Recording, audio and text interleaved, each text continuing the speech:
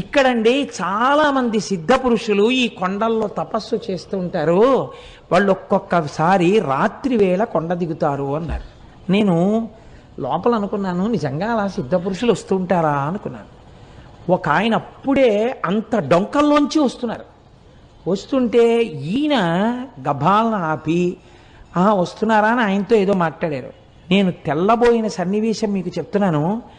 గోళ్ళు ఇలా తిరిగిపోయి ఉన్నాయి. అంటే ఎన్నేళ్ల నుంచి జరుగుతోందో ఆ తపస్సు అయింది. ఆయన బహుశా మాకు దర్శనం ఇవ్వడానికే కిందకొచ్చి ఉండి ఉండవచ్చు. మీకు నేను ఒక పరమ సత్యాన్ని ఇవాళ చెప్తున్నాను, మీరు నన్ను నమ్మండి, నేను అబద్ధం చెప్పట్లేదు. ఆయన నన్ను అడిగారు, పక్కకి తీసుకెళ్లి గిరి ప్రదక్షిణం చేస్తుంటే మీకు రమణులు అంటే ఎందుకు ఇంత ఇష్టం అని అడిగారు.